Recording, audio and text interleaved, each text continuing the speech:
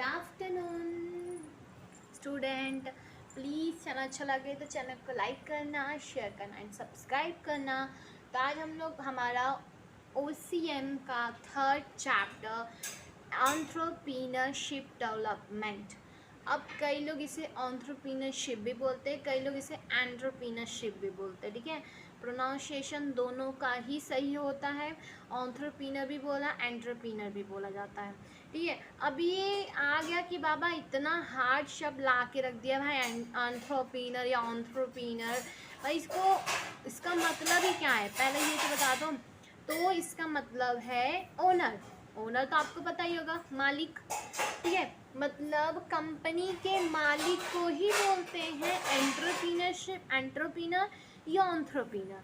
ठीक है, कंपनी के मालिक को ही एंटरप्रेन्योर बोलते हैं या एंटरप्रेन्योर बोलते हैं। तो ये आज के बाद याद रख लेना, कहीं भी एंटरप्रेन्योर या एंटरप्रेन्योर का नाम आए तो प्लीज़ कंफ्यूज मत होना, इसका मतलब होता है ओनर। ठीक है, जैसे मैंने यहाँ पे लिख के रख लिया था, आप भी यहाँ पे ऐसे लिख के रख लिया करो। ठीक है, अब ये थर्ड चैप्टर क्लियर करेगा कि एंटरप्रेन्योरशिप या एंटरप्रेन्योरशिप मतलब ओनर के लिए क्या क्या ऐसे प्रोग्राम, क्या क्या ऐसी फैसिलिटी है कि जो उसकी स्किल को डेवलप करती है, उसकी स्किल को डेवलप करती है, उसकी जो उसकी मतलब जो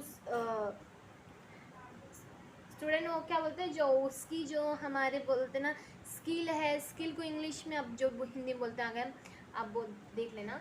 अब स्किल आपकी कैसे डेवलप्ड होगी, आपको कौन सा प्रोग्राम ज्वाइन करना है, आपके अंदर कौन कौन सी स्किल होनी भी चाहिए। यही नहीं कि डेवलप करो भाई, होनी तो चाहिए तभी तो डेवलप करोगे ना। हाँ, जब रहेगी तभी तो डेवलप करोगे। तो आपको कौन कौन सी स्किल आपके अंदर, एक ओनर बनने के लिए, एक मालिक बनने के लिए क्या स्किल आपके अंदर होनी चाहिए। वैसे तो एग्जाम पॉइंट ऑफ व्यू से देखा जाए तो ये चैप्टर 5 मार्क्स का है, तो they are not a most important chapter for OCM, but important तो हमारे लिए सभी है।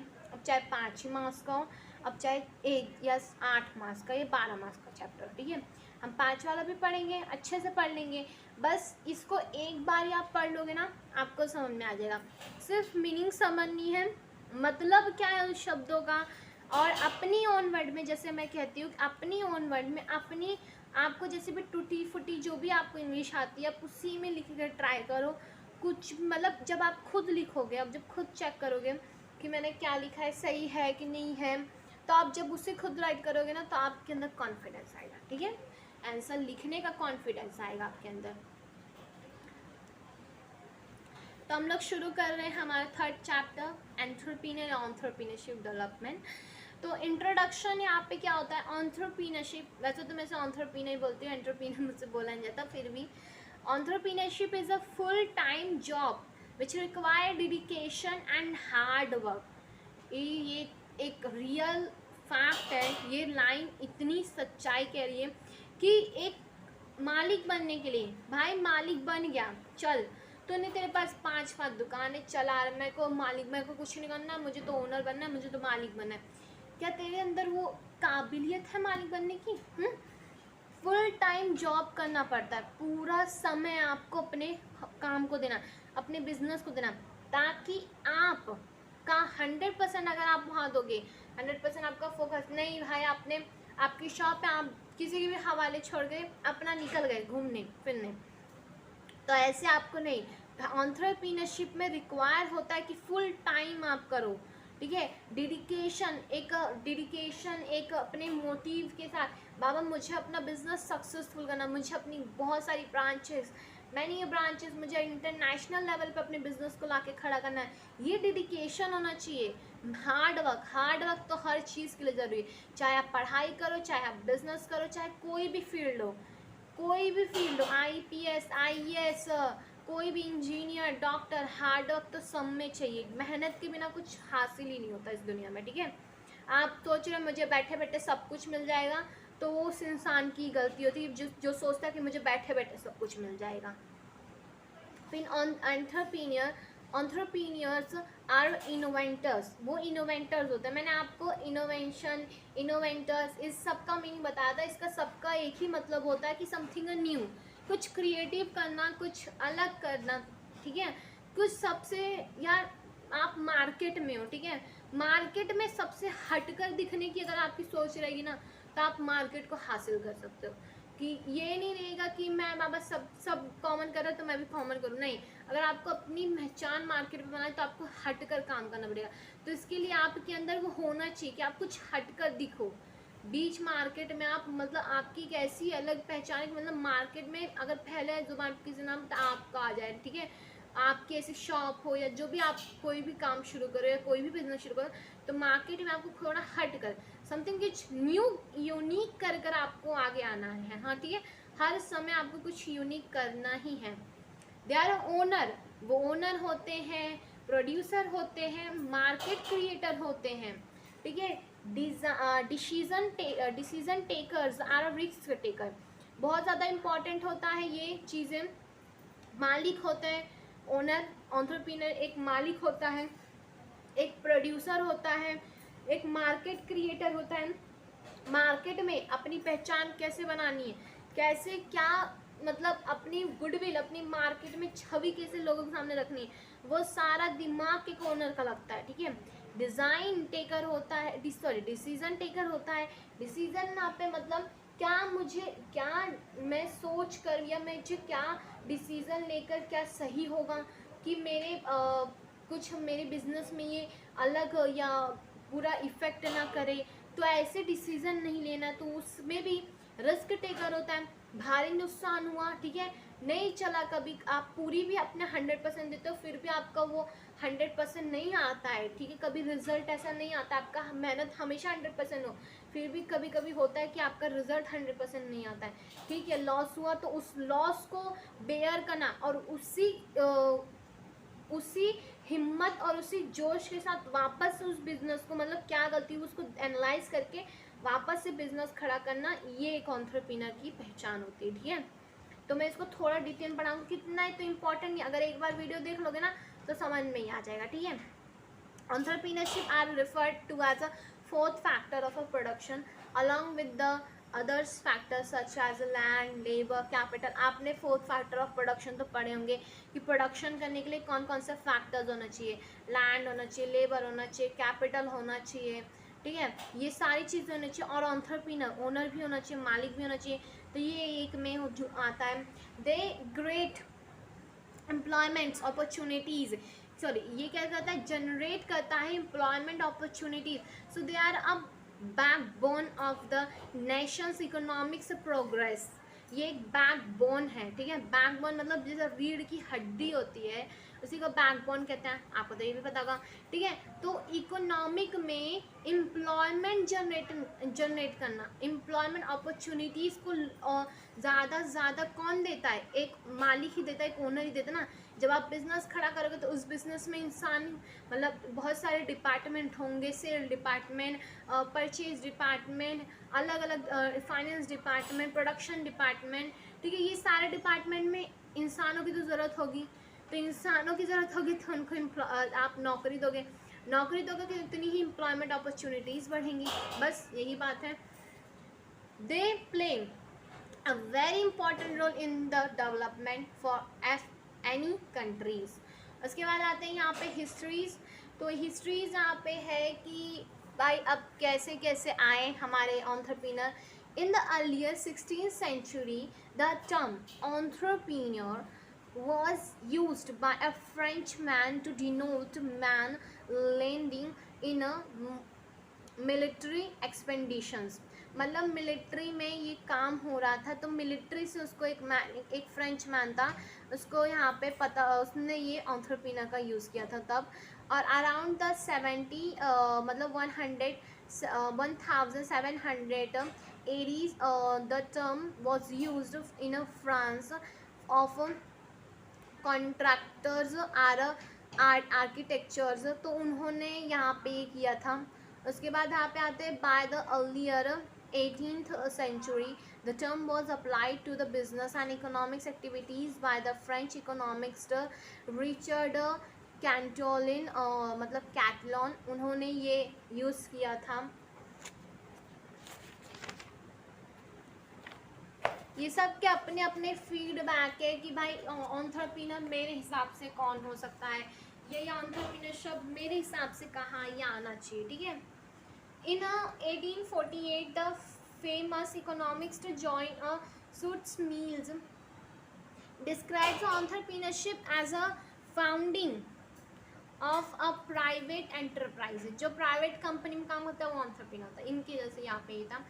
As a fair as an Indian is a concern, several factors are responsible for the slow growth of the entrepreneurship is a pre-independent India. At the time of independence, the industrial base of our economic was a very poor. The industries were facing many difficulties like a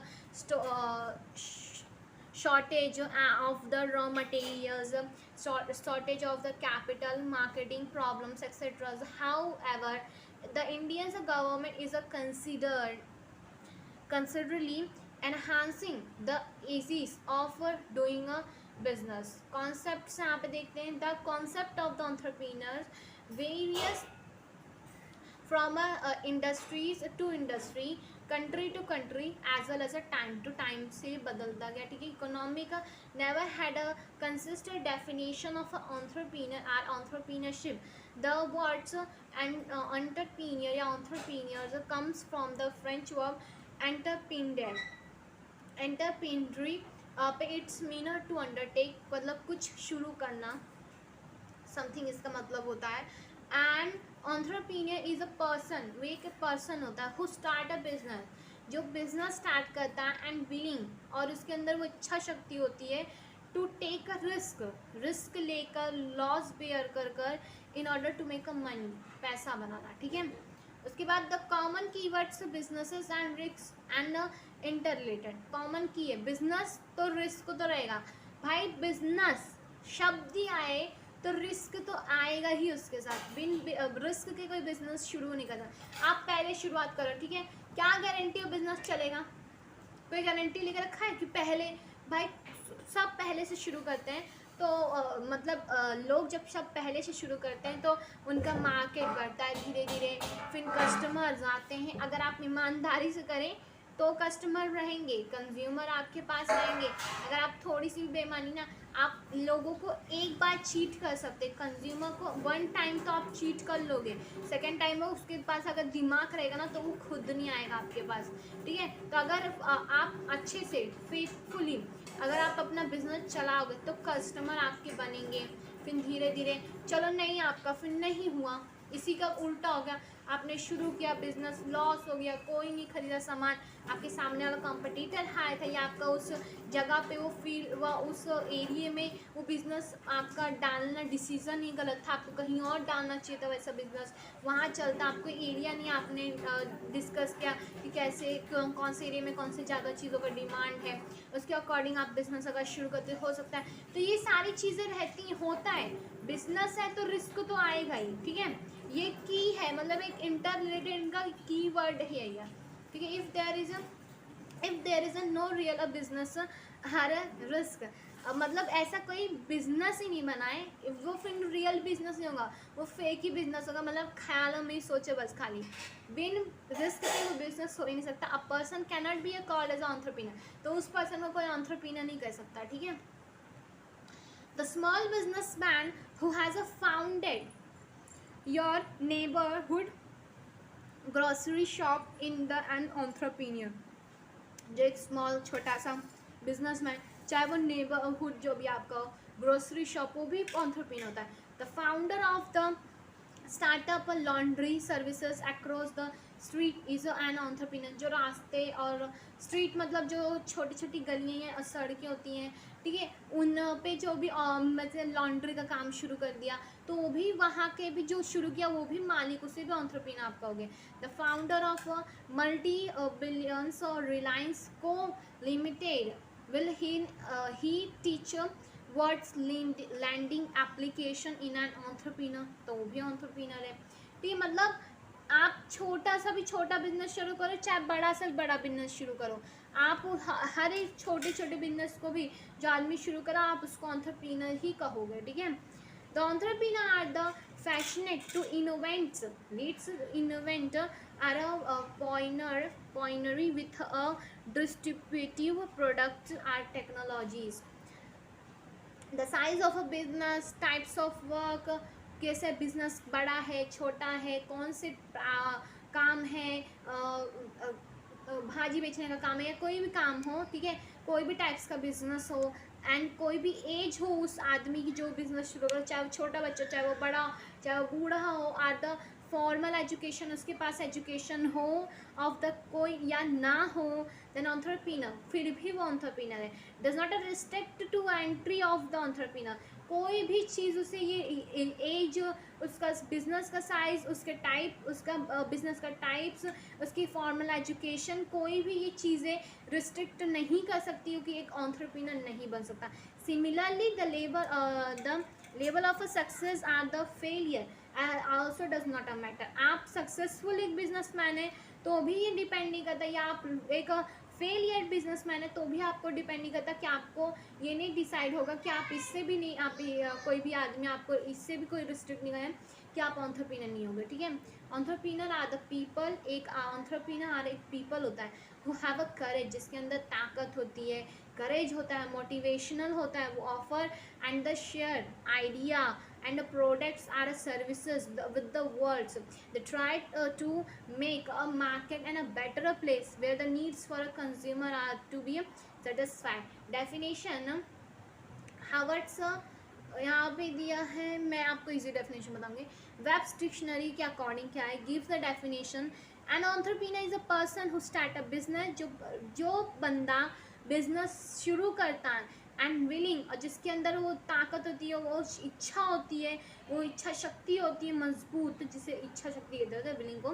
and risk loss, risk को bear करना, loss को bear करना, face करना, हर एक मुसीबत को का सामना करके in order to make a money, पैसा कमाना. ठीक है, उसे कहते हैं एंटरप्रेन्योर. ठीक है, वेरी वेरी इजी. चलो ठीक है स्टूडेंट, अगर अच्छा लगे तो प्लीज़ चैनल को लाइक कर देना. मुझे अब मोटिवेट करने के लिए तो लाइक कर दिया करो. इतना मैं पढ़ाती हूँ इतना डिटेल में घुस के, तो प्लीज़ एक लाइक कर दिया करो. और चैनल में और कमेंट बॉक्स में अगर नहीं चीज़ समझना है तो कमेंट बॉक्स में लिख दिया करो, मैं देख लूँगी. और अगर मैं नेक्स्ट वीडियो में फिर उसी के अकॉर्डिंग मैं आपको बताऊँगी कि भाई नहीं समझना है तो ये क्या था क्या नहीं. ठीक है, तो bye bye, thank you for watching this video.